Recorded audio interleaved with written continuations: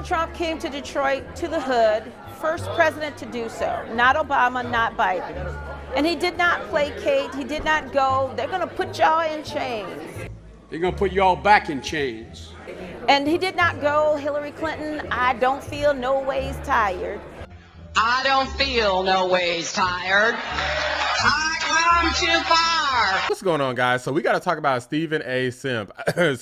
Smith. So this guy is basically trying to go into denial mode because he knows that Sleepy Joe is just not gonna make it. He's done videos talking about it. So it's like he's being honest, but he's not being honest because he doesn't want to admit that it just doesn't look good for the Democrats. It's not a good look at all. This is no Barack Obama that we're talking about, somebody who's at least kind of a smooth talker. I mean, Joe Biden is literally, he has way worse policies than any president probably ever in the history of the entire nation. Okay, this economy is in shambles, prices are high, interest rates are high, the border's open. There's so many problems in this country. Now, this video is gonna be about black folks effectively abandoning Sleepy Joe Biden because that's what any smart person should do. Unfortunately, not all of us skin folk are the most intelligent. So not everybody's gonna do it. Some people are stuck on that Democrat plantation. They're determined to stay on the hamster wheel, okay? Some people want to leave the plantation, but they're like, Massa, they're over there trying to leave. And then Massa's just like, who told you you could leave? Get back to that plantation and vote blue. That's basically what's happening. Now, before I get into some of these voters' reactions to the debate, I want to show you guys a quick clip between Patrick Bet-David and Stephen A. Smith. Okay, they conducted an interview. Stephen A. Smith conducted an interview today with Patrick Bet-David. They met up on his show, the Stephen A. Smith Show on YouTube. So let's take a quick peek at that. Here in the aftermath of a presidential debate, you are unapologetic about who you're going to vote for. And you have been telling everybody and their grandparents that you see what's going on the left, et cetera, et cetera. What has life been like for you over the last couple of weeks or so since that debate has taken place? Since that debate has taken place? Well, I mean, this is probably the most, if we were to talk about a, person who is the face of a league, okay, in sports, you're a sports guy. If you were to say, what is the worst performance the MVP or the face of the league has had in a finals game, in a fight where you're so disappointed? Who would you say, right? And no matter who you ask, left, right, or center, everybody will tell you this is the worst performance we've ever seen in the history of any presidential debate. Doesn't matter who you put up there. Reagan versus Jimmy Carter?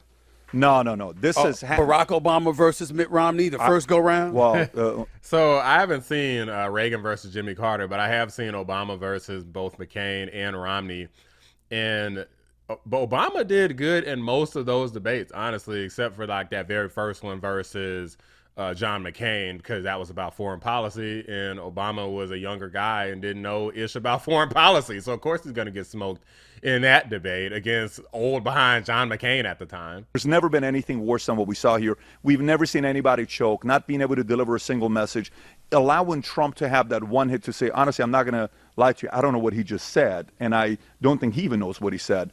So now the real thing is going to be how quickly the DNC is going to be able to replace. If so, if not. Here he goes. Like, guys, okay, try not to get too caught up in podcaster land and stuff like that, because a lot of people that are kind of in the podcast world, like the Tim Pools, the PBDs out there, and, you got Vivek Ramaswamy swearing up and down that Joe Biden is going to be replaced. Joe Biden has to get caught up in an extreme scandal, which is currently going on, but it's not finished yet, and we may never uncover the truth until after the election. Or he has to step down willingly.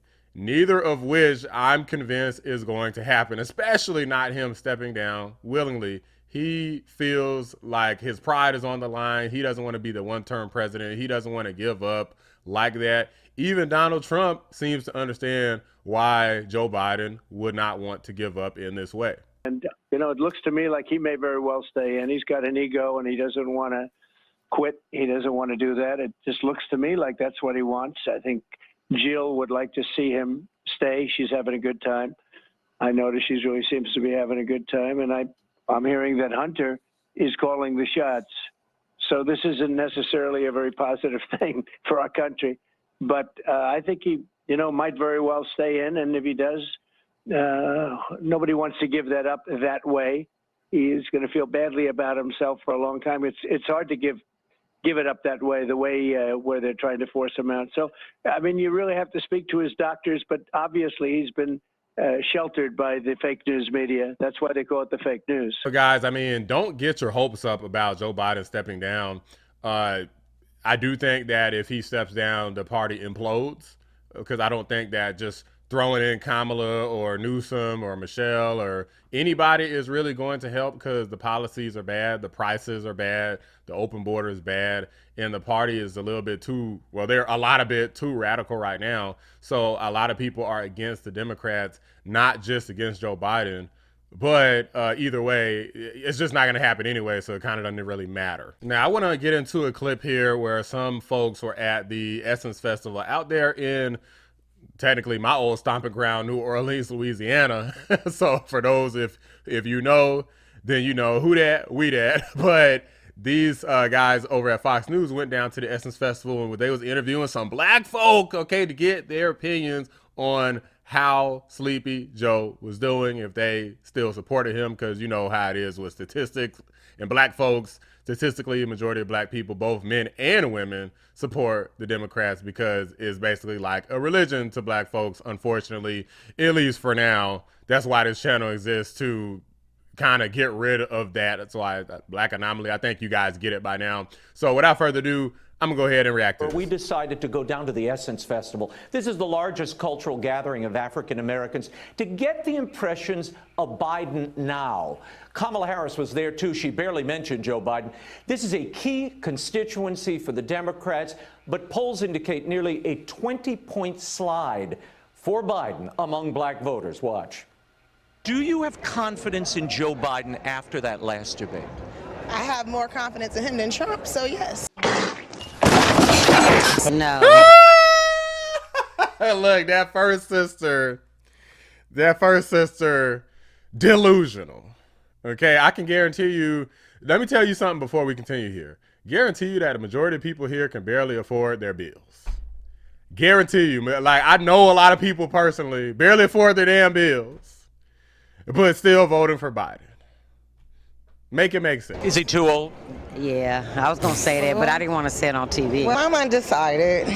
There are a lot of people that say Kamala Harris should take his spot. She should. Okay, yes. I think that's a go. This is how you know we're too obsessed with skin color, because Kamala Harris isn't even, she doesn't even fit the description of what an actual black person is.